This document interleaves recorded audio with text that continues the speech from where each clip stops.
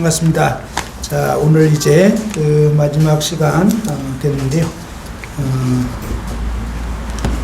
하나님께서 우리에게 계획하신 그러한 삶이 어떤 것인가?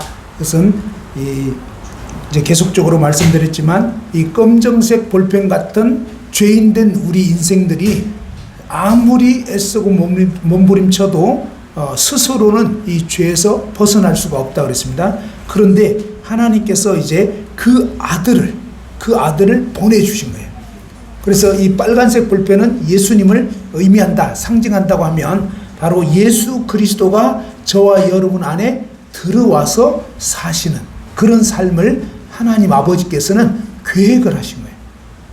그러니까 저와 여러분이 애쓰고 몸부림쳐서 살아가는 삶이 아니고 그러한 우리가 끝나고 사실은 하나님은 그 아들을 우리의 생명으로 그 아들을 보내주시는, 그리고 그 아들을 통해서 그 아들 안에서 우리가 살아가는 그런 삶을 계획하셨고 의도하셨다 하는 겁니다.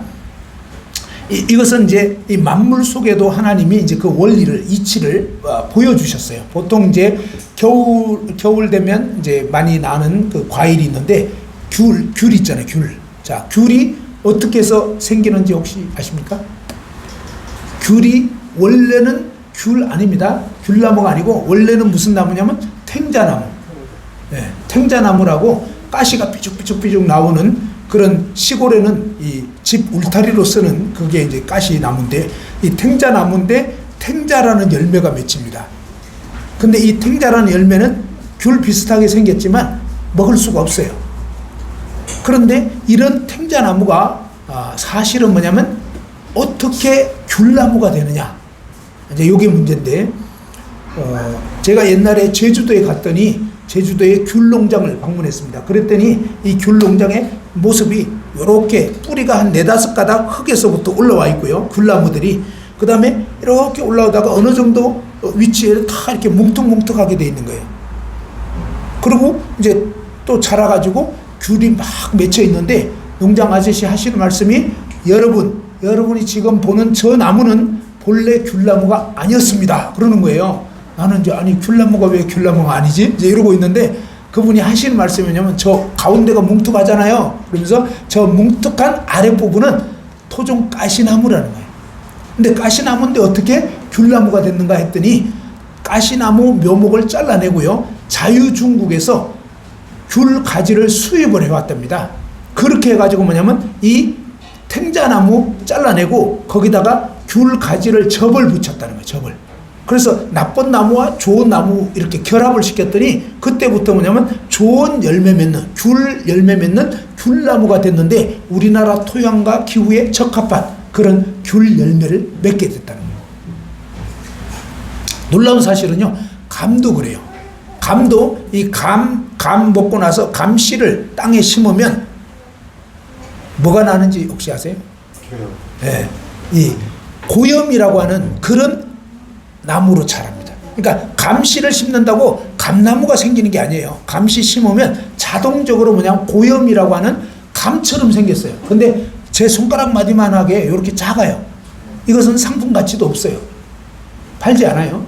그러니까 이 고염이라는 그런 나무로 자라나거든요. 근데 이 고염 나무를 어떻게 하냐면 잘라내고 또 마찬가지로 보니까 감나무 가지로 접을 붙여야지 감나무가 되는 거예요. 당감, 그죠? 아주 달짝지근한 그런 감이 있어요. 그 당감나무 가지로 접을 붙이면 당감이 맺히고요. 아니면 대봉, 큰 막 이렇게 항아리처럼 생긴 대봉나무 가지를 붙이면 대봉이 나옵니다. 아무튼 원래는 뭐냐면 이 고염나무라고 하는 쓸모없는 열매 맺는 그런 나무였다는 거예요. 근데 저와 여러분이 다 그런 쓸모없는 죄인으로 태어났는데 어느 날 이 놀라운 예수 그리스도의 복음을 듣고 이 복음의 말씀이 믿어지잖아요. 믿어지는 게 사실 구원이에요.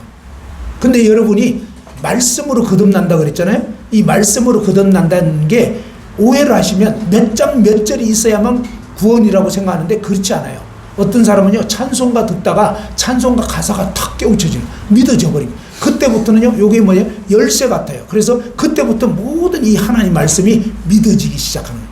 하나의 실마리가 딱 풀리는 거예요. 어떤 사람은 예수님의 보혈에 대해서 듣다가 믿어져서 구원받는 사람, 예수님 십자가에 대해서 듣다가, 아니면 예수님 부활에 대해서 듣다가, 예수님이 주인이라는 걸 듣다가, 뭐 여러 종류가 있는데, 저의 경우에는 저도 몇 장 몇 절 없어요. 저는 어떻게 됐냐면 복음 다 들었는데 이해 안 됐다고 그랬잖아요. 집으로 돌아가는데 그냥 예화를, 복음 예수님 십자가 죽으시고 부활하고 막 다 얘기하고 나서 이해를 돕기 위해서 예를 들어주신 거예요. 강사님이 그 당시에 어떤 예를 들었냐면, 상대를 졸업한 어떤 그 학생이 있었는데 돈을 많이 벌고 싶어가지고 친구랑 동업을 했다.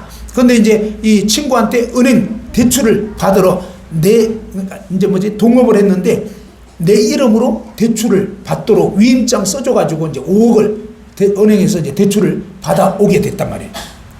제가 가야 되는데 시간이 없어가지고 대신 이제 동업을 한 친구에게 보내가지고, 친구가 이제 은행 가가지고 5억 현찰을 받았어요. 근데 현찰을 받고 보니까 눈이 헷가닥한 거예요. 그래가지고 이 친구가 그냥 그 돈 갖고 튀어버렸어. 믿을 사람 없는 거지. 자, 근데 그렇게 되어버리니까 졸지에 저는 5억이라는 빚을 지게 된 거예요. 이 소식이 퍼지니까 막 그동안 알았던 사람들이 다 이제 혹시 돈 빌려달라 할까봐 나몰라라 하고 막 이런 처지가 돼버렸는데, 그런 아주 상당히 어려운 상황이 돼버렸고, 이제 뭐 사업하기도 전에 나는 망해가지고 이제 며칠 후면 깜빵에 들어가야 되는, 이 돈을 못 갚으면 그런 빚진자가 돼버린 거예요. 자, 이런 상황이 됐는데, 근데 저희 작은 아버지가 계셨다는 거예요. 근데 작은 아버지가 부자였고, 작은 아버지가 조카인 저를 굉장히 아끼는 분이었다는 거예요. 근데 어느 날 이 소식을 들은 작은 아버지가 저의 그 빚진 것을 대신, 은행빚 5억을 대신 갚아주셨다. 그러면 나는 이제 빚진 거냐, 어떻게 된 거냐, 해결된 거잖아요. 근데 그런 말씀을 다 들었는데, 들을 때는 이해도 안 되고 와닿지도 않고 했는데, 집으로 나 혼자 막 걸어오는데 오늘 뭐 들었더라 하면서 이제 생각을 하는데, 그렇지, 맞아. 근데 맞아, 대출을 친구가 대신 받았는데 근데 먹고 튀었어. 그럼 나는 이제 완전히 망한 거지. 망한 건데, 와, 길이 없는데. 근데 작은 아버지가 대신 갚아줬어. 그렇지. 그러면 내 빚이 해결이 된 거네. 근데 예수님이 그렇게 했단 말이야. 그러네? 오! 우와!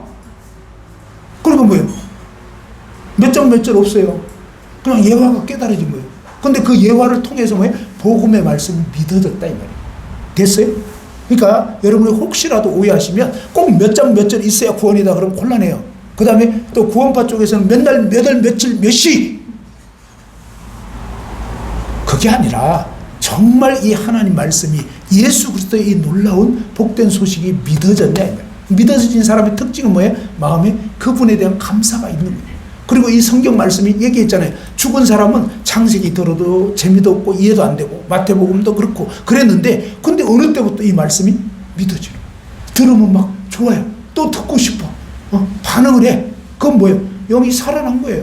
그럼 어떻게 살아나냐? 되게 다양해요. 어떤 사람은 창세기 1장 1절로 구원받는다니까, 창세기 태초에 하는 천지를 창조. 아니 이게 무슨 구원의 복음입니까? 근데 어쨌든 그 말씀이 딱 믿어지니까 나머지가 다 믿어진 거예요. 야, 하나님 다 지었다면 끝난 거 아니야? 무슨 말인지 알겠죠? 그러니까 뭐예요? 그게 하나의 열쇠의 역할을 한 거예요. 근데 그것을 기화로 해서 뭐예요? 그리스도의 영광스러운 복음이 믿어지는 거예요. 그렇잖아요. 그러니까 너무 고정되게 몇 장 몇 절이 꼭 있어야만 구원이라고 하지 마시고, 정말 이 영혼이 복음의 말씀이 믿어지고 그로 인해서 정말 심령에 그런 평안이 임했는지. 구원받기 전에 우리는 누구나 다 뭐예요? 죄 때문에 눌리고 괴롭고 답답하고 이랬다고요. 근데 어느 날 이 복음의 말씀 믿어지고 나면 마음의 평안이 임하. 그리고 이제 정말 이 말씀 듣는 게 좋고 또 오고 싶고 뭐 이렇게 되거든요. 근데 죽은 사람은요, 재미없어요. 계속 와야 할 이유가 없어요. 별로 오고 싶지 않아요. 물론 이제 계속 오는데도 불구하고 관심 없이 그냥 자리만 채우고 있는 사람도 있어요. 그건 또 아니지. 그렇잖아요. 그래서 이런 부분에 대해서 정말 우리가 좀 이렇게 다각도로 생각해 볼 필요가 있는 거다 이거죠. 자, 그건 그렇고, 근데 하나님이 계획하시고 의도하신 것은 뭐냐면요, 우리가 그동안 오해했던 것이 있었는데, 그건 뭐냐면 내 스스로 뭔가를 좀 잘해야 된다 이런 생각이 뿌리 깊게 있었다 이 말이에요.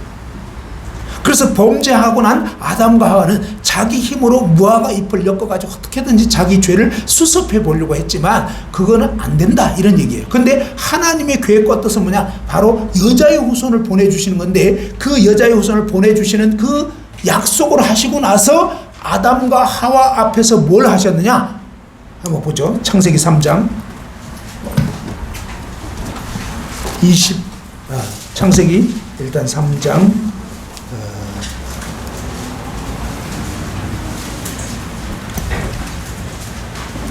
21절 한번 우선 20절 21절 읽어보죠. 창세기 3장 20절 21절 시작.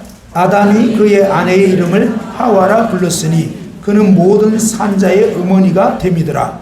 여호와 하나님이 아담과 그의 아내를 위하여 가죽옷을 지어 입히시니라. 그죠? 자, 아담과 하와가 죄짓고 나서는 죄책감이 있고 스스로 떳떳하지 못해요. 그죠? 그러니까 이제 천국 갈 수 없는 거예요. 근데 그거를 해결해 보려고 무화과 잎을 막 엮었던 것이 인간의 애씀과 노력과 인간의 의의를 막 쌓는 거예요.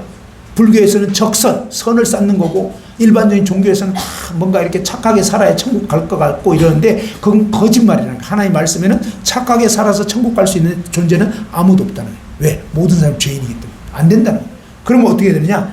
그것이 안 됐죠? 하나님 딱 나타나니까 아담 너 어딨냐? 그러니까 나무 뒤에 숨었잖아요. 내가 벗었으므로 두려워 숨었나이다. 벗었어요? 입었어요?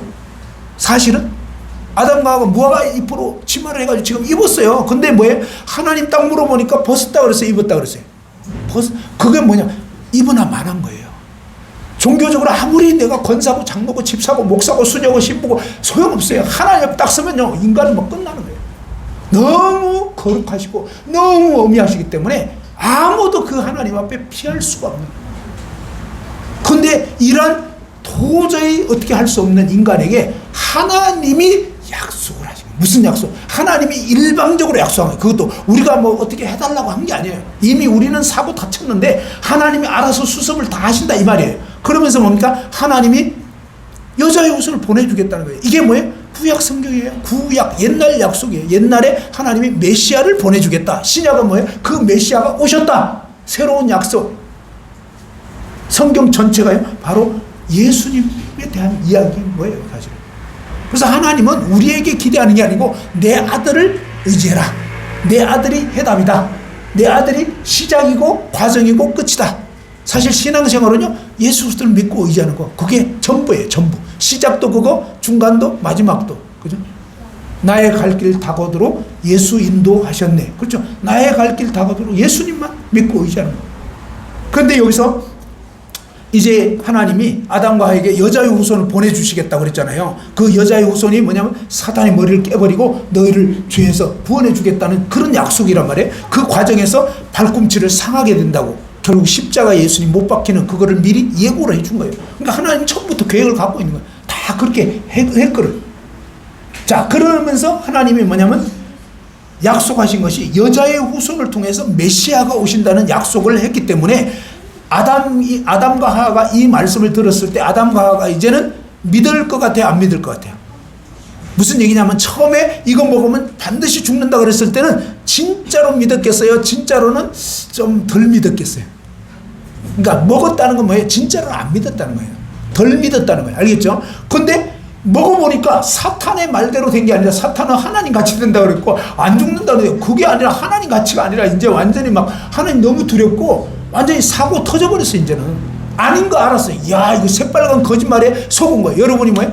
갑자기 전화 오잖아요. 꼭 그것도 퇴직하면 전화 와요. 그죠? 갑자기 뭐죠? 사장님 저기 제가 아주 좋은 투자 정보를 좀 알려드리고 싶은데요. 정말 강원도 평창 쪽에 있잖아요. 거기 왜 올림픽 했던 동계올림픽 했던 그 바로 옆에 노른자 땅이 있는데요. 3천만 원. 근데 퇴직금 그 정도 조금 더 탔거든. 그러니까 그것도 좀 터무니없이 얘기하면 또 안 되거든. 그러니까 액수까지 다 정보 파악해가지고 요 정도는 조금 되겠다 싶은 걸로 해가지고 3천만 원만 투자하시면 한 2년만 지나면요 30억이 됩니다. 딱 그러니까 뭐 그런 일이 어디 있어, 그죠? 이런 좋은 정보만. 그러면서 이 각 사람이 시험을 받는 것은 자기 욕심에 끌려 미혹이 돼요. 알겠죠? 그래서 그냥 이 그런 말 들으면 속이 돼지면서 막 욕심이 발동하면서 남의 돈 그저 먹으려고 이 3천만 원을 그럼 어떻게 해야 됩니까? 계좌 막 이걸로 송금하라. 그리고 송금할 때는 누구한테 얘기하지 말고 남편 몰래 아내 몰래 하라고 하지 절대 얘기하면 안 된다는 거예요. 그리고 이게 지금 해야지 이 시간 놓치면 안 된다는 거예요. 날이면 날마다 오는 게 아니야. 그러니까 뭐죠? 막 급해지는 거예요. 그래가지고 그냥 딱 송금 딱 눌렀는데 아까 전화번호 뭐 이런 거 다 알려줬거든요. 신원 확실한 것 같아. 뭐 심지어 뭐 신분증까지 복사해서 막 알려주고 막 했어. 나중에 보니까 다 가짜야. 전화하면 안 돼. 3천만 원 날라가. 이게 뭐예요? 아담과 하와가 느꼈다. 야, 마귀 말은 완전 사기였구나. 하나님 말씀은 진짜네. 그죠?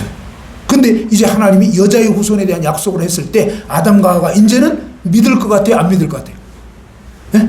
하나님 말씀 진짜잖아요. 진짜로 돼버렸잖아요. 그러니까 뭐예요? 이제는 정말로 믿는 거. 그래서 이 아담이 뭐라냐면 봐봐요. 20절에 한번 읽어봐봐요. 20절 시작. 아담이 그의 아내의 이름을 하와라 불렀으니 그는 모든 산자의 어머니가 됨이더라. 이 하와라는 뜻이 일 해가지고 밑에 보니까 무슨 뜻이에요? 일, 그죠? 생명. 모든 산자의 뭐 어머니, 아무튼 뭐 생명 이런 뜻이에요. 무슨 얘기냐면요. 바로 이 아담이 이제 뭐예요? 사실은 너 왜 선악과 먹었냐 그랬을 때 뭐래요? 저 여편네가 여자 이름도 안 되죠. 그래 여편네라는 거예요. 그러나 저 여자 때문에 집안 말아먹었다고 뭐 이런 이 아주 그 정신 나간 남자들이 집안의 책임은요 머리인 남편 책임이에요. 잘하든 못하든 다 책임은 남편한테 있는 건데 불리하니까 그냥 여자 핑계대고 아내 핑계대고 이랬던 거예요. 그건 잘못된 거예요. 근데 하나님 말씀 뭐예요? 바로 저 여자에게서 날 어떤 존재가 메시아라는 거예요. 그러니까 뭐예요? 아담이 뭐야? 와, 내가 살 길은 이제 이 여자에게서 날 어떤 존재 누군지 몰라. 언제 날지 몰라. 근데 아무튼 여자의 후손이라. 그래서 이 아담은 그 상황에서는 잘은 모르니까 어쨌든 이 여자 없으면 난 무조건 지옥인 거야. 알겠죠? 이 여자에게서 날 어떤 존재가 나 구원해 줄 수 있다고 하니까 뭐예요? 아내의 이름을 하와라고. 생명. 그대는 나의 생명. 언제는 막 원수라고 했다가 이번에는 생명이. 근데 이제는 뭐예요? 왜 이런 이름을 지었겠어요? 아담이 하나님 말씀을 어떻게 했다? 이제는 믿는 거예요. 진짜 믿은 거예요. 이제는. 그게 뭐예요? 믿음으로 구원받는 거예요. 사실은 하나님의 약속을 그냥 있는 그대로 받아들여요. 왜? 진짜니까.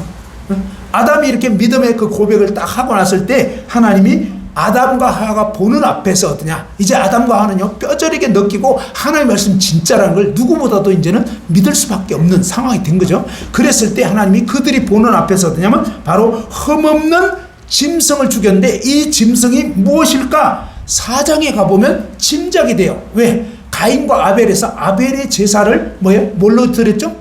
양. 그러니까 뭐예요? 바로 하나님이 이전에 아담과 하와가 보는 앞에서 뭐예요? 하얀 흠없는 양을 죽이신 거라는 거예요. 그 양의 가죽을 벗겨가지고 아담과 하와에게 입혀준 거예요. 근데 이 양이 가죽옷이 만들어지기 전에 죽어야 되는데 죽을 때 뭐예요? 피를 흘리게 됩니다. 알겠죠? 그러니까 가인과 아벨이 범한 그 죄를 피 흘림이 한번 따라서 피 흘림이 없으면 죄 사함이 없다. 예, 바로 이 피가 흘려짐으로 인해서 아담과 하와가 지은 그 죄값이 치러지는 그런 의미를 나타내주고 있는 거예요. 그러면서 이 흠없는 양의 죽음을 통해서 그 양의 가죽을 뭐야? 하나님이 직접 또 벗겨가지고 만들어가지고 하나님이 제작을 해요. 아까는 무화과 잎은 누가 만들었다고요? 무화과 잎 치마는 누가 만들었어요? 자기네들이 한 거예요. 그러니까 인간의 행위, 인간의 노력, 인간의 종교적 애씀 이런 건 다 소용없다는 거예요. 그게 아니고 하나님이 직접 제작을 한 거예요. 어떻게? 하나님이 마련한 양도 하나님이 마련했어. 그 다음에 하나님이 또 죽이셨어. 그죠? 우리는 어떻게 한 게 없어요. 하나님이 처음부터 끝까지 다 한 거예요. 그리고 뭡니까? 하나님이 그 피를 흘리게 했어요. 그래서 뭡니까? 정당한 대가가 지불된 거예요. 생명이 죽음을 통해서 바로 아담과 하와의 죄가 첨가되고 그 흠없는 죄 없는 양이 대신 죽어가지고 그 피로 그들의 죄값이 치러진 거예요. 사실은 그걸 나타내는 거. 그리고 뭡니까? 그 가죽옷을 하나님의 몸소 벗겨가지고 그리고 뭡니까? 하나님이 또 몸소 아담과 하와에게 입혀준 거예요. 사실 우리가 하나님을 믿게 된 걸 가만히 생각해보니까 제가 그랬더라고요. 아무리 믿으려고 해도 안 되는 거예요. 근데 어느 날 그냥 길 가고 있었는데 그때 내가 막 믿어야지 막 이런 게 아니었어요. 그냥 들었는데 이해도 안 되고 그냥 도대체 이게 뭔 말이야 이러고 있는데 그냥 터덜터덜 가는데 갑자기 그냥 그게 생각이 나면서 그냥 탁 깨우쳐지는데 사실은 뭐예요? 하나님이 깨우쳐 준 거지 내가 막 머리 똑똑해서 그게 아니라고요. 그러니까 이 믿음도 사실 어떻게 보면 하나님이 믿어지게 해주시는 거예요. 은혜를 베풀어 준 거예요. 근데 놀라운 것은 들으면 사실은 믿을 수밖에 없어요. 왜? 너무 분명한데 그죠? 대책 없잖아요 우리는. 그래서 하나님이 내가 대책을 세워줬다고. 뭐 아담과 하와 한 거? 죄밖에 진 게 더 있어요? 그렇잖아요. 우리가 한 거는 우린 맨날 하나님 거역하고 죄밖에 진 게 없어. 근데 하나님 처음부터 끝까지 다 한 거예요. 됐죠? 그래서 이 구원은 그분의 선물이라고 하나님이 해주신 거라고. 우리는 다만 뭐예요? 그렇게 해주셨네 감사합니다 이거지. 그죠? 자, 그래서 이렇게 뭡니까? 그 가죽옷을 지어 입혀 주셨는데 하나님이 이런 걸 통해서 알려주시고 싶었던 건 뭐냐면 이거예요. 자, 하나님께서는 이 범죄한 우리 인생들에게 이제는 뭡니까? 하나님의 진짜 뜻은 그 아들을 주시려고 하는 거예요. 엄청난 사실이에요. 뭐예요? 하나님이 자신의 아들의 이 생명을 우리에게 주어서 우리 안에 있게 하시고 우리로 하여금 영원한 생명을 얻은 하나님의 아들, 딸들이 되게 하려고 하는 것이 하나님 계획이라고요.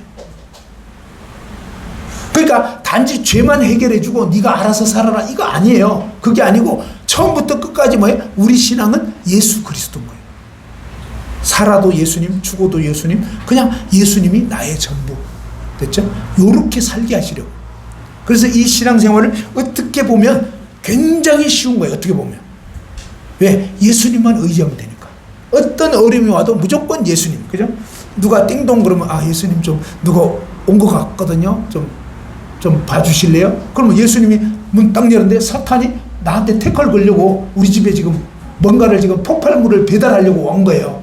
얼마 전에 중국에서 이상한 거 막 배달되고 했죠. 알죠? 들어보셨나? 못 들어보셨나? 자, 그런 거 있어요. 그럴 때 뭡니까? 예수님이 딱 나가면 뭐예요? 사단이 이상한 거 주려고 해도 막 여러분 마음에 어떤 이상한 생각이 오더라도 예수님께 딱 결제를 맡으면요 끝나요. 대부분이 다 끝나. 근데 예수님께 딱 의탁하면 예수님이 이제 그 생각 들어오는 걸 딱 검열해요. 문 딱 열면 사탄이 시험하려고 했다가 예수님 딱 나타나면 사탄이었대요. 죄송합니다. 잘못 온 것 같아요. 알겠죠? 근데 대부분 여러분 어떻게 해요? 주님 좀 그냥 계시고 일단 난 구원은 받았으니까 이제부터 내가 알아서 할게요. 근데 딱 나왔는데 마귀가 딱 주는 거 또 보기가 좋게 보이는 거예요. 그러니까 떡썩 물어가지고 완전히 시험 빠지고 코피 터지고 그러니까 신앙생활이 이상해지는 거예요. 알겠죠? 그리고 이상한 거 먹으면 안 되거든요. 근데 그냥 우리는 또 자꾸 이상한 거 먹으려고 하고 막 이랬잖아요. 그래서 이제는 주님 날마다 때마다 그냥 주님 의지하고 그리고 성경에서는 그런 말씀 많이 나와 있어요. 사실 이미 뭐예요? 놀라운 사실은 이미 우리의 이 옛사람 그죠? 아주 도저히 개선이 안 되는 이 옛사람 죄인을 어디냐면 예수 그리스도 믿은 그 순간 믿어진 그 순간부터 어떠냐면 성경 말씀 어떠냐 옛사람은 죽었다는 거예요. 끝났다는 거예요. 어떻게? 예수님 십자가에서 내 옛날의 모든 이 죄인의 죄만 가져가신 게 아니라 죄덩어리인 이 죄인 자체를 죽여버렸다는 거예요. 성경의 진리는. 예수님 십자가에서 예수님이 내 죄만 지고 간 게 아니라 갈라디아서 2장 20절 한번 봐봐요. 자, 갈라디아서 2장 20절 찾아봅시다.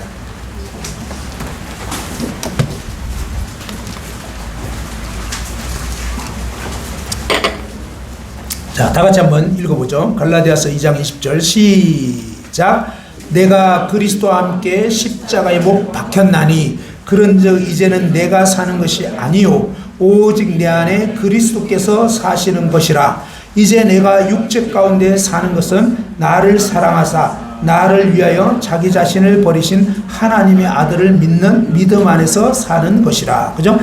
내가 예수 그리스도와 함께 십자가에 못 박혀 죽어버렸다 이거예요. 끝났다 이거예요. 자존심 세던 그 나, 그죠? 막 성질 고약한 그 나, 그죠? 그냥 항상 나밖에 모르는 이기적인 그 나, 그죠?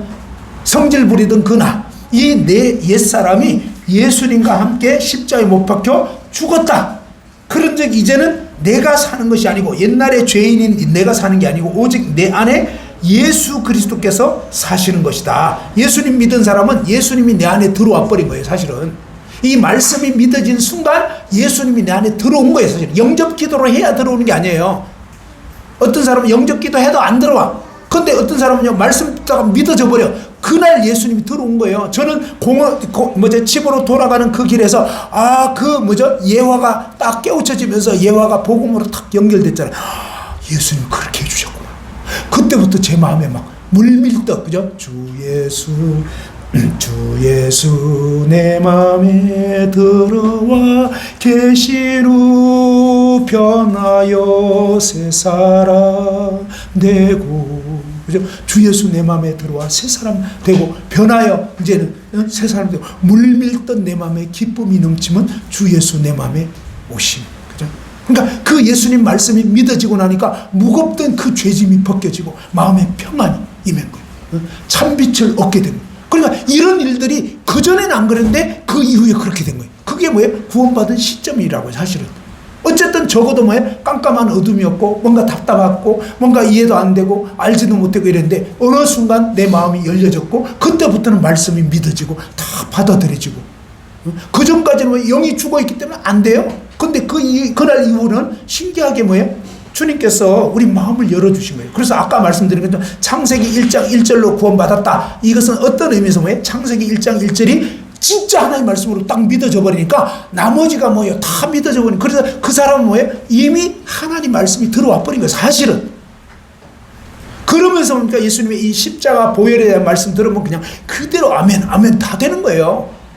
그러니까 꼭 무슨 요한복음 3장 16절 아니면 구원 아니다. 이렇게만 보지 마시고, 어쨌든 이 영혼 속에 이제는 이 복음이 정말 믿어졌는가?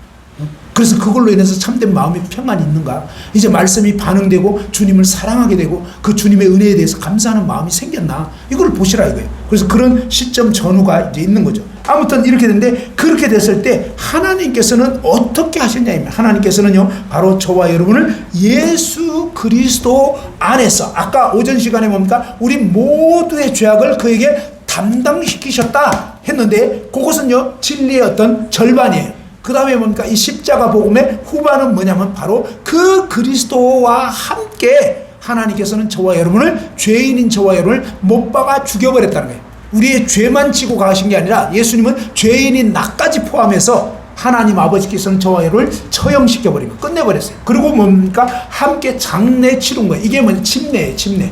장례식인 거예요. 옛사람에 대한, 죄인에 대한 장례식. 그 다음에 물에서 딱 올라올 때 이거 뭐예요? 예수님이 사흘 후에 부활하신 거. 바로 예수 그리스도와 함께 나는 이제 죄인이 아닌 의인으로 새로 태어난 새 사람입니다. 전에는 마귀 자식이었는데 마귀 자식이 이제 죽었고 이제는 하나님 아들로, 하나님 딸로 태어났습니다. 그런 뜻이라 이 말이에요. 그러면 침례를 받았을 때 그렇게 됐냐? 그게 아니라 여러분 마음에 이 복음이 믿어진 그날 영적으로는 그렇게 된 거예요. 근데 그것을 뭡니까? 바로 침례식 날 공개적으로 사람들도 볼 수 있도록 하나님 앞에서, 천사들 앞에서, 또 사탄 앞에서, 또 믿는 성도들, 믿지 않는 사람들 앞에서 공개적으로 시인하는 거랍니다. 사실은 뭐예요? 바로 그 여자랑 결혼하기로 마음먹은 거, 결정한 거는 결혼식 날입니까? 아니면 그 전입니까?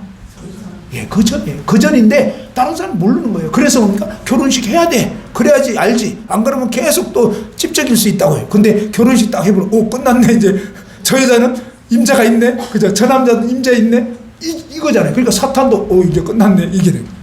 그래서 사실 공적으로 탁 시인하는 거 굉장히 중요해요. 사실 요즘은 뭐 결혼식도 안 올리고 대충 살고 이러는데 그거 사실 죄예요. 하나님은 공적으로 결혼식 하라고 그렇게 되어 있는 거다. 자, 아무튼 그건 그렇고, 그래서 먼저 저와 여러분이 옛사람이 그리스도와 함께 죽었어요. 그리고 이제 그리스도 안에서 새 피조물이 됐다는 거예요. 그러면서 하나님의 계획은 뭐예요? 사실은 우리 안에 그리스도를 보내주셔서 그리스도로 살게 하시려는 거예요. 신앙생활은 내가 애쓰고 몸부림치는 삶이 아니라 그리스도 그분을 의지하는 거예요. 그분을 믿고 구원받을 때만 믿는 게 아니라 날마다 순간마다 이제 그리스도가 나의 생명이고 나의 호흡이고 나의 양식이고 나의 물이 되는 거고, 그죠? 생명의 물이 되고 생명의 양식이 되는 거고 그냥 생명의 호흡이 되시는 거고, 그래서 날마다 시마다 주님 의지하는 거예요. 어떤 근심 걱정이 몰려오면 주님께 아뢰고, 그러면서 주님 의지하다 보면 처음에는 막 근심이 됐다가, 저도 그런 적이 있었어요. 최근에 저희 교회에 지금 변화가 생기는데 어떤 변화가 생기냐면, 그동안 함께 이제 전심을 했던 다른 형제님이 아내가 이제 좀 병이 있어가지고 이제는 그 사역을 더 이상 같이 할 수 없고, 저희는 이제 두 사람이 이제 전임으로 교회에서 생활비 받으면서 이렇게 사역을 하고 있었는데, 이 형제님이 이제 다음 주에 이제 은퇴를 하시게 돼요. 이제 그런 상황이 되니까 이제 책임이 저에게 이제 많이 이제 밀려오고, 그래서 이제 얼마 전에 참 그 생각을 해보니까 그동안은 좀 편했어요. 그분이 계시니까 나는 이제 바깥으로도 좀 돌고 통역도 다니고 막 좀 마음껏 할 수 있었는데, 이제는 그냥 전임은 나밖에 없는 상황이 돼버리니까, 물론 다른 장로 형제님들도 지금 이제 나머지, 그러니까 총 6분이었는데 한 분이 이제 이번에 은퇴를 하는 거예요. 그러니까 이제 5분 속에 저도 있는 거고, 그러지만 어쨌거나 이제 다른 분들 다 직업을 가지고 섬기니까 제 역할이 이제 또 있는 거죠. 어떻게 보면. 그러니까 이제 생각할 때 막 이제 중압감이 밀려오더라고. 다르더라고, 그게. 그러니까 이제 그때 마음에 이제 막 짐이 되는 거예요. 어떡하지? 막 이러는데, 근데 이제 주님이 어느 순간에 이렇게 질문하시는 것 같았어요. 야, 인덕은 교회가 네 교회냐? 그러시는 것 같아요. 저는 마치 막 내 교회인 것처럼 내가 이제 막 이 짐을 어떻게든지 막 져야 될 것 같고 막 이런 부담이 막 밀려오는데, 하나님이 그 교회가 네 교회냐? 내 교회냐? 그죠? 예수님이 네 교회냐? 내 교회냐? 이러시는 것 같아요. 그래서 가만히 보니까 교회의 머리는 주님이신데 근데 왜 내가 머리 행사하려고 했지? 그러면서 이제 주님 앞에 주님 제가 아닙니다. 주님이 주님의 교회입니다. 그리고 이 번지수를 정확히 하다 보니까 제 마음에 그런 참 막 무겁게 밀려오던 짐이 가벼워지기 시작합니다. 그러니까 우리는 어떤 상황이 되면 막 경제적인 염려가 되잖아요. 근데 주님이요, 구원 딱 받으면 저와 여러분 누구 건지 알아요? 구원받기 전에는 누구 거라고요? 마귀 거였어요. 알겠죠? 근데 구원받고 나면 누구 건지 알아요? 누구 자식이라 그러죠? 하나님 자녀예요. 그러면 하나님은 우리에게 누구죠? 아버지인 거예요. 근데 여러분 고아처럼 걱정하고 이러면 곤란해요. 알겠죠? 아버지 있는 자식은 아버지한테. 저희 아들이 옛날에 호주에 간 적이 있었어요. 호주에 2년 동안 거기 이제 성경학교 이렇게 좀 다니고 그러게 했는데, 영어도 배우고 이러느라고 갔는데, 아들이 가끔 전화가 와요. 언제 오겠어요? 요거 필요할 때만 전화가 오더라고. 아쉬울 때. 근데 제가 한 번도 싫은 소리 안 했어요. 그렇게라도 전화 오는 게 고맙더라고. 그죠? 여러분 자식이 전화 오는 거 원해요. 부모는요, 참 진짜 왜 그런지 모르지만 부모는 자식이 이쁘고 사랑스럽고 준 것도 없는데도 그냥 또 보태주고 싶고 뭐라도 있으면 주고 싶고. 이번에도 헝가리 이제 일 때문에 저희 그 아들 내외가 이제 헝가리 가게 됐어요. 지난주에 갔는데 공항을 갔다가 몇 번을 갔어요. 뭔 일이 잘못돼가지고 가던 날 그냥 비행기 놓치고 막 아주 쇼를 했어요. 근데 그래가지고 막 갔다가 다시 데려왔다가 또 이제 며느리 또 오후에 간다고 해가지고 또 며느리 바래져뒀다가 그 다음날 아침에 아들 다시 가고 막 이래가지고 공항을 몇 번이나 갔는데, 남 같으면 이 교통비 생각나고 막 주차비 생각나고 막 이럴 텐데 이상하더라고. 자식이니까 몇 번을 가도 아무 수고스럽지도 않고요. 그냥 아깝지도 않고. 그게 부모 마음이에요. 아니, 하찮은 우리 인간 부모도 이럴진데 하나님 아버지는 어떻게 했냐? 하나님 아버지는 다 하나님 거예요. 진짜. 근데 우리에게 뭐가 문제냐면 그 하나님을 알지를 못하고 믿지 않는 게 문제예요. 그리고 좀처럼 얘기를 안 해. 알겠죠? 근데 하나님은 들어주시긴 하는데 얘기 안 한 거에 대해서는 한번 따라합시다. 구하라. 그리하면 주실 것이요. 근데 구하지도 않았는데 주시면 좀 곤란해져요. 알겠죠? 그래서 하나님은 원칙을 딱 세우신 거예요. 구해야 준다. 구해야 준다. 다 주실 수 있지만. 근데 여러분 구해요? 잘 안 구해요? 참 이상해요. 우리 인간은요, 끄트머리까지 가서 막 마지막 진짜 이제 괴롭고 힘들면 그때서야 아이고 하나님 도와주세요. 아니 진작 얘기하지. 그죠? 그러니까 꼭 막 힘들 때 되면 막 얘기하면은 아니 아들아 진작 얘기하지. 그러니까 막 엄청 고생한 거예요. 아무리 해도 안 되니까 막판에 이제 얘기하잖아요. 그럴 때가 많더라고요. 참 제 자신을 봐도 그렇더라고요. 하나님 우리에게 원하는 것은 고생 좀 덜하고 진작 얘기해라. 그죠? 뭐든지. 염려되는 거? 빌립보서 4장 6, 7절. 뭐예요? 한번 따라합시다. 아무것도 염려하지 말고 오직 모든 일에 기도와 간구로 너희 구할 것을 감사함으로 하나님께 아뢰라. 염려가 몰려와요. 왜? 우리는 그냥 어떤 것도 내가 다 알아서 할 수 있는 게 아니고요. 한 치 앞도 몰라요. 그렇기 때문에 여러 가지 내일 생각하면 염려가 되고 오늘도 이게 짐이 무겁고 이러잖아요. 근데 주님께서 우리에게 짐을 주신 이유가 있어요. 그건 뭐예요? 나 의지하라고. 뭐예요? 하나님 의지하라고. 짐 없으면요 절대 얘기했잖아요. 제 아들이 그러면 안 되는데 호주에서 연락이 없어요. 그러니까 뭐예요? 그런 말이 있죠. 무소식이 희소식이다. 알겠죠? 제 딸은 저기 강원도에 인제가 있거든요. 그게 또 저희 저기 뭐지 사이가 군인이에요. 근데 제 딸 요즘 전화 안 와. 뭐예요? 잘 지내고 있다는 거예요. 알겠죠? 저때 어릴 때는 시도 때도 없이 전화하는 거예요. 힘들다. 근데 하나님은요, 우리가 아무 문제 없다고 아무 연락 없고 이건 좀 그렇다는 거예요. 시도 때도 없이 연락하는 걸 좋아하셔요. 알겠죠? 아무리 작은 거라도 사소한 거라도 그 계속 그냥 얘기하는 거예요. 아무튼 다 얘기해 놓으면 하나님 다 접수하는 거예요. 그리고 하나님 보실 때 요거는 요 시점에서 들어줘야 되겠다 그러면 기가 막힌 일이 나요. 진짜. 근데 기도 안 하면 부활 때까지 기다리죠. 왜 그러냐면요, 하나님 우리랑 관계를 맺기 원하는 거죠. 하나님은 우리가 정말 이 부모와 자식 간의 관계처럼, 그리고 정말 누구보다도 가까운 관계이기를 원하시는 거예요. 그래서 하나님 우리에게 원하는 것은 우리 스스로 알아서 하라는 게 아니에요. 세상은 그렇게 말해요. 야, 네가 이제 한두 살 먹은 어린애냐? 네가 이제 알아서 해. 이거죠. 신앙생활은 정반대예요. 신앙생활은 시도 때도 없이 그냥 미주알 국주알 다 하나님께 아뢰고 막 수틀리면 무조건 얘기하는 거예요. 오늘 누구한테 욕먹었어. 기분 나빠. 그러면 어때요? 여러분이 그냥 막 하면 안 돼요. 주님께 기분 나쁜 거 막 아뢰는 거예요. 알겠죠? 해봐요. 끝내줘요. 제가 신앙 초기에 그런 일이 있었는데, 초기는 아니었고 한 중기점이었는데, 근데 막 그냥 어느 날 설교를 했는데 그냥 3번 연속 3주일을 설교를 했어요. 처음으로. 그전에는 한 2달에 한 번씩 이래 하고 가끔 했었는데, 근데 이제 그 장로로 세워지고 이러면서 초기 어떤 그런 상황이었는데, 근데 이제 3주 연속을 하니까 미천이 다 떨어졌어. 그 3주째는 막 버벅대면서 겨우 시간을 때웠단 말이야. 그러니까 월요일 답했는데 어떤 형제님이, 저보다 나이 많은 형제님이 전화가 딱 온 거예요. 형제님 어제 그걸 메시지라고 했냐고. 할 말 없으면 내려가지. 왜 시간 낭비를 했냐고. 막 이러면서, 막 대놓고, 막 융단 폭격을 막 가는 거예요. 그래서 여러분 같으면 어때요? 여러분 같으면 어떨 것 같아요? 네? 네? 오늘 음식 맛있었거든요? 어제 저기 뭐지? 비빔밥도 끝내줬어요.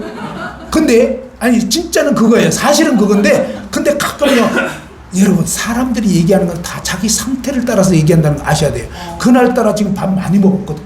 근데 사실은 전심 때 비빔밥, 그러니까 어제 우리가 전심 때 비빔밥 먹었나? 저녁 때, 다행이네. 자, 전심 때 비빔밥을 어서 먹었어. 근데 또 비빔밥이야. 그러면 일단 뭐예요? 짜증부터 나는 거예요. 아유, 오늘 뭐 비빔밥 또 나왔지? 이런 거예요. 알겠죠? 그러니까 뭐 비빔밥이 맛이 없어서가 그런 게 아니라 그분의 상태가 그런 거예요. 대부분이 그렇게 막 험담하고 이런 사람들 보면 그분 상태가 영적으로 안 좋은 거지, 여러분이 그렇게 뭐 문제가 있어서 그런 경우가 아닐 수도 있어요. 길 수도 있지만. 알겠죠? 그래서 상태가 좀 안 좋으시구나. 여유를 가져야 돼요. 알겠죠? 누가 뭐라 했다고 해서 여러분 그 삶이 그대를 노엽게 할지라도 노하거나 슬퍼하지 말라고. 알겠죠? 자, 그런데 근데 뭐예요? 막 그렇게 막 폭격을 가했으니까 저거 어렵잖아요. 그런데 그때 뭐예요? 저의 주인이 누구라고요? 주님. 우리가 말은 주님인데 결제 없이 그냥 행할 때가 너무 많아. 기분 나쁘니까 나도 쏴붙이고 막 같이 그냥 이거 안 돼요. 그래서 주님께 이제 얘기를 한 거예요. 주님, 전화 이제 끝나고 나서 주님 정말 이렇게 너무 힘듭니다.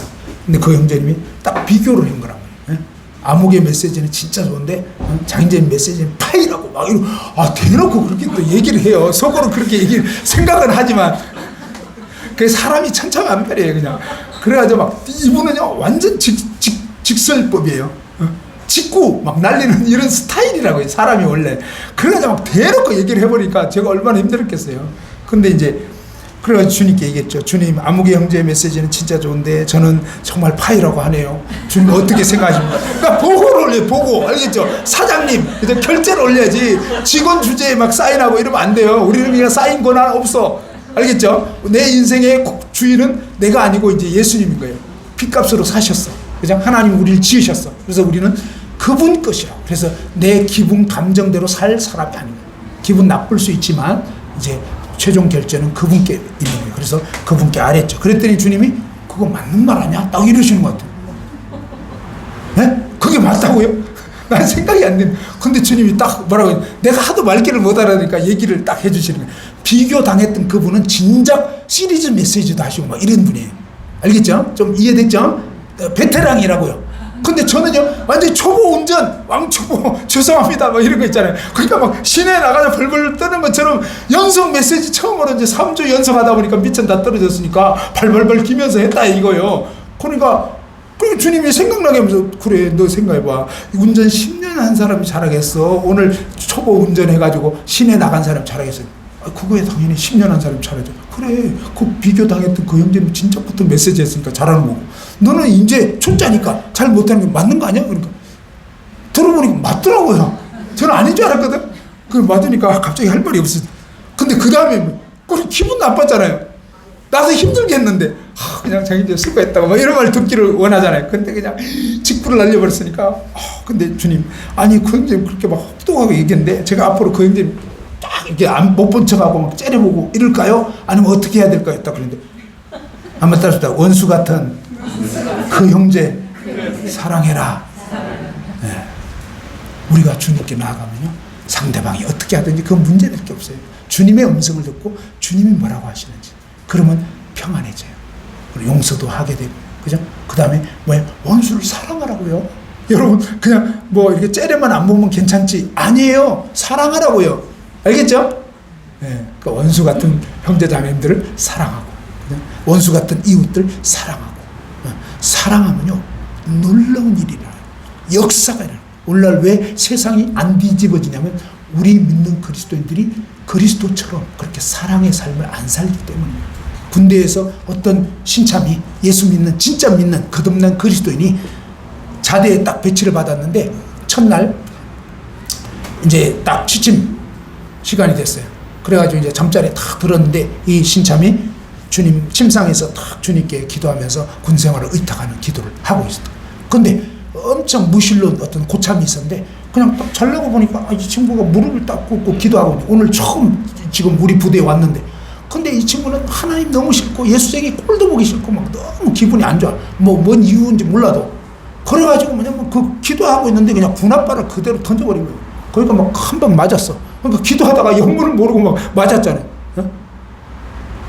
근데 이 예수 믿는 이 그리스도인 형제가 주님 앞에 이제 마저 쭉 기도하면서 그 분화를 던진 그 고참을 위해서도 기도하고, 주님의 원수를 사랑하라고 하신 그 주님의 말씀이 있기 때문에 그 고참을 진작에 용서해버렸고, 그 다음에 뭡니까? 기도 딱 마치고 났는데 그 던져진 군화를 챙겨가지고 어떠냐면 나머지 한 짝 남은 것까지 가지고 바깥으로 나가가지고 완전히 바짝바짝하게 강을 내요. 그리고 뭐냐면 그 군화를 그 고참 앞에다가 딱 갖다 놓고 다음날 이제 깨어난 거예요.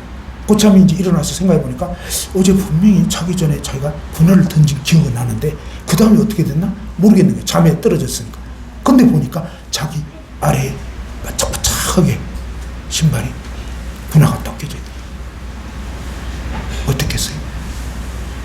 여러분이 그 고참이라고. 나는 악을 행했는데 그는 선을 베푸는 거예요. 이 고참이 얼마 안 돼가지고 예수님을 믿게 됐어요. 오늘날은요, 진짜 믿는 그리스도인을 보고 싶은 거예요. 나이롱 신자 말고, 무늬만 그리스도인 말고, 정말 그 안에 뭐예요? 원수를 사랑하는 이 그리스도의 생명이 그 삶을 주장해서, 누가 어떻게 했든 이웃 사람이 우리 집에 진짜 그런 일도 있었어요. 예? 어떤 사람 보면 농사를 짓는데 맨날 뭐예요? 물을 빼가는 거예요. 밑에 집인데 이 윗집 물을 빼가는 거예요. 무슨 말인지 알겠죠? 근데 윗집은 그리스도인이고 밑에는 이제 안 믿는 사람인데, 이렇게 자꾸 하니까 뭐예요? 인간적으로 생각하면 가서 따지고 멱살 잡고 막 이럴 거 아니에요. 그런데 뭐예요? 이 믿는 그리스도인이 하나님께 기도하면서 하나님 마음에, 하나님 말씀에 원수 사랑하는. 그래서 다음날을 비 오고 이럴 때는 이분이 먼저 나가가지고 아예 뭐예요? 물고를 터가지고 밑에 놈부터 물 다 대고, 그러고 나서 뭐예요? 자기 눈에 물 대는 거예요. 원수를 사랑하는 거예요. 빈 마음이 아니라 진짜 그렇게 한 거예요.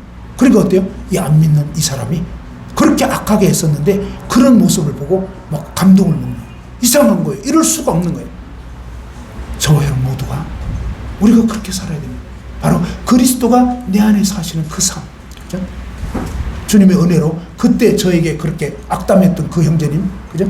주님께서 은혜를 베푸셔가지고 제 마음에 정말 사랑할 마음을 주셨고, 얼마 후에 이분들이 이제 제주도에 뭐 부원 여행을 간대요. 결혼 15주년 뭐 여행을 간다는 거예요. 근데 주님께서 그때 저희 집에 구두 티켓이, 금광 구두 티켓이 있었어요.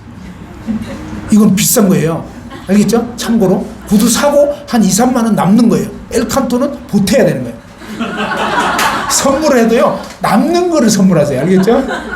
이 모자라는 거 주면 참, 이게 참 사기도 그렇고 안 사기도 그렇고 아주 애매해요. 그래서 후하게.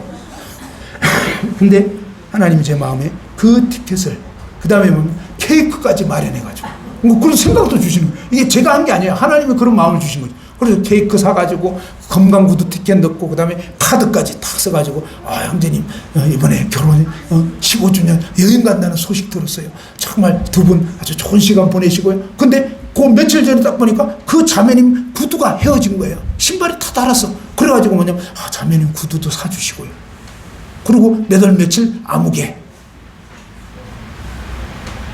제가 뭘 한 게 아니에요. 바로 주님께 나아갔을 때 주님이 내 마음에 그런, 아무리 혹독한 말을 했어도 그것이 상처되고 막 힘들고 이게 아니라, 우리가 왜 상처되고 힘드냐면요, 육신적으로 사니까 힘든 거예요. 근데 영적으로 살면요, 문제될 게 하나 없어요.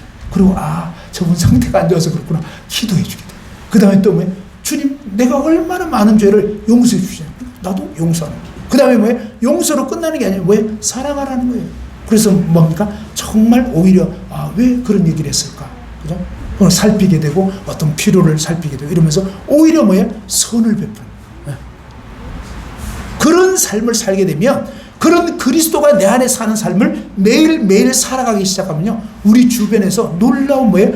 예수님이 이 땅에 사셨을 때 모습처럼 역사가 일어나는 거예요. 하나님은 그러기를 원하는 거예요. 그 다음에 또 다른 면이 있어요. 또 다른 뭐예요? 면은 뭐냐면, 우리 삶에 끊임없는 이 유혹이 온다는 거예요. 자, 우리는 어때요? 우리의 옛사람은 죽었지만 옛 습관이 남아있는 거예요. 저와 여러분은 옛날에는 어떠냐면 마귀 자식이었고, 한마디로 거지 같은 죄인이었단 말이에요. 그죠? 그런데 어느 날 하나님이 이 세상을 지내시면서 우리를 뭐예요? 하나님의 자녀로 삼아주신 거예요. 그러니까 만왕의 왕이신 그분의 아들, 딸들로 삼았기 때문에 저와 여러분은 뭐예요? 이제 왕자가 됐고 공주가 돼버린 거예요. 사실은 그리스도의 신부가 된 거고, 이럴 때면. 근데 어때요? 우리의 태생이 뭐였다고요? 죄인이었고 완전히 아니었잖아요. 그죠? 그래서 옛날에 사극에 보면 그런 거 있어요. 막 그 무술이라고 하잖아요. 시장통에서 굴러먹던 어떤 여자였는데, 왕이 왜 그랬는지 모르지만 헷가닥 해가지고 그 여인하고 이제 하룻밤 그 정을 나누는 거예요. 그러면 어떻게 돼요? 왕인지 몰랐어. 왜? 평복 차림으로 그 했기 때문에. 근데 그냥 왕하고 하룻밤만 자면 어떻게 돼요? 갑자기, 예, 왕비 돼버리는 거예요. 그죠? 저와 여러분 그렇게 된 거예요. 진짜. 우리가 뭐 한 거 없어. 근데 그분이 우리를 불쌍히 여겨주셔요. 그렇게 됐지만, 근데 이제 졸지의 왕비가 됐는데, 완전히 뭐 세상 말로는 팔자 고친 거죠. 근데 뭡니까? 이 왕비가 왕궁에 가가지고 이제 왕비는 됐지만, 입만 열면 왕비 같은 아주 품이 있는 말이 나올까요? 아니면 무슨 말이 나올까요? 예. 무슨 말이라고. 그러니까 뭐 옆에 상공이 마마 아니되옵니다. 채통을 차리시옵소서. 근데 무술이 아니다 이거예요. 뭐예요? 당신 왕비라는 거예요. 왕비답게. 무슨 말이겠죠? 저와 여러분이 끊임없이 이제는 뭐예요? 왕자 수업을 받고, 공주 수업을 받고, 정말 우리의 왕이신 하나님의 영광에 걸맞는, 그죠? 하나님께 걸맞는 자녀들로서 살아가도록 계속 우리가 교육받는 게 필요한데, 안타깝게도 우리는 어때요? 원래 태생이 그러다 보니까, 자, 이제 뭡니까? 근데 습성은 완전히 거지였다고요. 그래서 왕궁에서 딱 거닐다가 그냥 이게 쓰레기통이 있는데, 거기서 이상하게 통닭 냄새가 나는 거예요. 양념통닭. 옛날에 뭐 했어요? 맨날 쓰레기통 뒤지는, 이게 전문이었잖아요. 그러니까 뭐예요?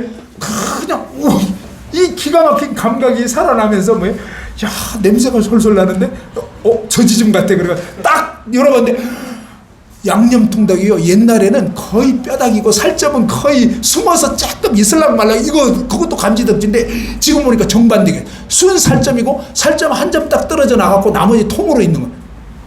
그날 어때요? 여러분은? 어떤 마음이 들어요? 야, 웬 행제가. 그죠? 그래서, 이야, 이러는. 그래가지고 이제 드디어 먹으려고 하는데 또 옆에 또 누가 붙잖아요. 왕자님, 아니되옵니다. 그죠? 공주마마, 그건 아니죠. 그게 뭐예요? 성령께서 우리 안에서 그거 아니야. 너 옛날에는 그렇게 성질 부렸지만 지금은 아니지. 너는 내 아들이야, 내 딸이야. 그죠? 그러면서 저와 여러분 이제는 뭐예요? 신분에 걸맞는 하나님 자녀답게 살기를 원하시는데, 그런데 어떤 때는요, 우리가 하도 그렇게 살다 보니까 주님 생각 안 하면 그냥 덥석 물기 시작해요. 근데 이렇게 뭐예요? 더러운 걸 딱 접하는 순간 어때요? 마음이 어두워지기 시작해요. 구원받아서 참 기쁘고 평안했는데 여러분이 죄를 짓게 되면 마음이 어두워져요.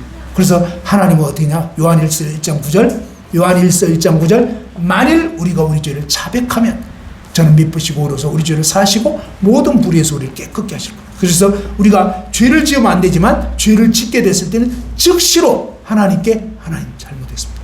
이런 마음이 뭔가 딱 어두워져요. 그러면 왜 이러지? 하다 보면 생각나요. 아까 해서는 안 될 어떤 일을 했어. 그럼 마음이 어두워져요. 그럼 바로 자백하고 주님 잘못했습니다. 그리고 하나님이 원하신 것은 저와 여러분이 이제 더 이상 죄를 짝하지 않기를 원합니다. 그래서 더러운 거 멀리하고, 예?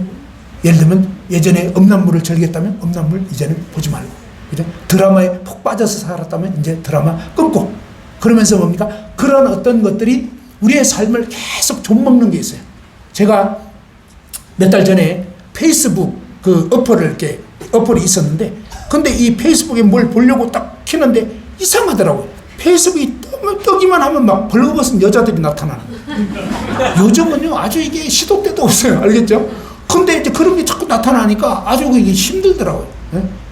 이제 보지 말아야 되는데, 이 남자들은 약간, 왜 이러지? 뭐 이러면서 이제 진도 막 나갈 수가 있어요. 이제 진도 나가면은 막 영적으로 어두워져가지고 이제 막 말씀도 못 전하겠고 막 힘들어요. 네? 근데 계속 시달린 거예요. 이게 왜 이러지? 막 이러면서 시간 지나면, 맨날 하지는 않았지만 가끔 이제 페이스북에 뭐 볼 거 있어서 털기만 하면 막 그게 나오고. 그래가지고 어느 순간에, 야, 이게 진짜 유익이 안 되네. 그래가지고 아예 어플 자체를 그냥 삭제해버렸어요. 그러고 나니까 얼마나 마음이 편하지. 신간이 편하더라고. 그러니까 별로 도움도 안 되는 거, 그런 거 깔아놓지 마시고 그냥 과감하게 삭제, 그건 안 보고 이렇게 해야지 마음이 편안해지지. 뭔가 자꾸 그쪽으로 가기만 하면 어두워져. 그러면 그런 건 하지 말라고요. 그죠? 보지 말고, 하지 말고, 듣지 말고, 이렇게 하면서 뭐예요? 마음과 생각을 주님을 가까이 하면서 말씀을 가까이 하고, 기도하기 힘쓰고, 성도의 교제를 힘쓰고 이래야 되는데, 우리가 어두움을 쫙 하면 그렇게 막 어두워져. 그 다음에 우리는 어떻게 살 수 있냐면, 이렇게 분명히 이제는 뭡니까? 왕자입니까? 거지입니까? 예수님 믿은 사람은 왕자란 말이에요. 왕자인데, 그러면 자, 왕자가 쓰레기통을 뒤져서 먹다가 버린 그 양념통닭 먹었어. 그러면 거지예요, 왕자예요? 음식물 쓰레기를 먹었는데? 그게 뭐냐면, 그럴 때는 뭐예요? 거지 같은 왕자지. 알겠죠? 왕자는 왕자인데 거지 같은 거. 왕자의 신분에 안 맞아. 그래서 우리 마음 가운데 불편한, 내가 이거 아닌데. 그리고 이제 그때는 어떤 특징이 나타나냐면, 내가 다시는 이러지 말아야지. 근데 그거는 뭐예요? 안 되는 길이에요. 무슨 얘기냐면, 내가 이러지 말아야지 하는데 안 돼요. 내 힘과 내 노력과 내 결심으로는 그렇게 안 살 수 없어요. 거의 대부분이 넘어져요. 그러면 어떻게 되냐? 그래서 뭐예요? 내가 하지 말아야지가 아니라 주님 의지해야 돼요. 주님께 매 순간 의지하고 이러다 보면 주님이 내 마음에, 야, 그건 아니야, 그건 아니지, 이제 이런 마음을 주신다면. 근데 너무 세미해요. 그래서 우리가 정말 주님을 깊이 의지 안 하면요, 우리 의지가 너무 세. 그래가지고 그냥 주님 부담을 줘도 싹 무시해버리고 옛날 내 식으로 막 해버릴 때가 많아요. 그래서 늘 순간순간 이제는 진짜 내가 주인 아니다, 정말 주님 의지하고 주님께 물어보고 주님께 의탁하고, 이렇게 주님은 우리 보고 뭘 거룩한 삶을 알아서 잘 살아라, 절대 그런 의도나 뜻이 없어요. 그게 아니고, 내가 네 안에서 살아주겠다. 근데 대신에 너는 나를 의지해야 된다, 나에게 맡겨야 된다, 뭐 이런 뜻이에요. 알겠죠? 한석봉 씨 글씨 끝내주게 잘 쓰잖아요. 근데 나는 한문 못 써요. 한자 못 써요. 그런데 뭡니까? 그분이 내 손을 딱 잡아주시면, 그리고 근데 나는 뭘 해야 돼요? 나는 뭘 해야 되죠? 그분이 내 손을 잡았어. 그럼 뭘 해야 돼요? 나는 힘 빼야 되는 거예요. 힘 빼고 왜 그분께 맡겨야 되는 거예요. 이게 뭐예요? 의지하는 거예요. 주님께 의지하는 거예요. 염려되더라도 염려로 막 달려가지 말고, 주님 저 염려되는데요. 주님 대책이 있으신가요? 이래 물어보면 야 내가 바로 대책이야. 그죠? 주님은 그냥 대책이에요. 그러니까 뭐 죽이 되든 밥이 되든 알아서 하시겠지. 그죠? 그리고 맡기고 근데 맡긴다는 게 무책임한 거 아니에요. 주님께 의지하고 맡기면요. 주님이 신기하게 길을 열어요. 그리고 뭔가가 어떤 상황이 딱 되면요. 희한하게 어떤 길을 연다고. 정말 그래요. 근데 우리가 믿지 못해서 문제인 거예요. 그래서 이제 자꾸 이제 주님 믿어보면 역사가 일어나고, 역사가 일어나면 또 믿을 수 있고, 믿을 수 있으면 또 역사가 일어나고, 역사가 일어나면 또 믿게 되고, 이렇게 하면서 계속 이제는 그분을 믿고 의지하는 삶이, 옛날에 뭐예요? 내 인생은 다 내 거고 내가 알아서 살아야 되고 이러는데 이제부터는 뭐예요? 주님이 우리의 삶을 한 걸음 한 걸음. 그래서 주와 같이 길 가는 것 즐거운 일 아닌가. 그죠? 우리 주님 걸어가신 발자취를 걷겠네. 한 걸음 한 걸음. 그죠? 하나님 왜 문제를 주시냐. 만일 우리에게 문제가 없었더라면, 그죠? 나사로가 병들지 않았더라면, 우리가 원하는 건 맨날 그거예요. 오늘도 무사히 아무 일 없기를. 그죠? 근데 하나님의 뜻은 그게 아니에요. 하나님 우리 인생에 여러 가지 어려움과 이해할 수 없고 도저히 헤쳐나갈 수 없을 것 같은 절망적인 이런 상황이 올 때 하나님 왜 다 아시는데 왜 이런 일을 우리에게 허락하시냐. 그건 뭐예요? 나 의지해라. 그죠? 그러면서 뭐예요? 그때 얼마나 하나님이 놀라운 분인지. 그죠? 전 좀 생각해보면 신기해요. 어떻게 신기하냐면 저는 그 자녀들이 2명이 이제 대학을 다 졸업했고 이제 시집 장가 다 갔단 말이에요. 근데 여러분이 아시겠지만 이 사역하는 분들이 뭐 돈 많은 사람들이 아니에요. 그렇잖아요. 교회에서 주는 생활비, 뭐 어떤 교회는 생활비 자체를 안 주는 교회도 있지만 저희는 생활비 줘요. 그렇지만 그 생활비라는 것은 겨우 뭐야? 솔직히 말해서 생활할 정도. 조금 노골적으로 얘기하면 최저임금 뭐 조금 더 되는 그런 식이에요. 진짜. 그래도 저희는 괜찮아요. 지방에 가보면 정말이지 막 너무 열악해요. 근데 막 사역해야 되고 쉽지 않아요. 근데 자녀들이 대학 다니고 이러면요, 그건 더 쉽지 않죠. 근데 하나님이요, 희한한 길들을 여시더라고요. 그때가 되니까 희한하게 말하자면 그런 등록금의 필요가 생길 수 있도록 어떤 일들을 허락하시거나 막 그런 일들이 생기는 거예요. 그래서 우리는 한치 앞을 알지 못하지만 그분이 대책이고, 그래서 주님만 믿고 의지하면서, 그렇지만 게으름 피우지 않고, 그 다음에 뭡니까? 우선순위가 분명해야 돼요. 성경에는 한번 따릅시다. 너희는 먼저 그의 나라와 그의 의를 구하라. 그리하면 이 모든 것을 너희에게 더하시리라. 세상은요, 우선 나 먹고 살아야 된다, 이게 우선이에요. 하나님은요, 아니야. 너희는 먼저 하나님 나라가 확장될 수 있도록, 그래서 믿지 않는 영혼들이 정말 더해질 수 있도록, 그리고 예수님의 이 성품이 자라갈 수 있도록.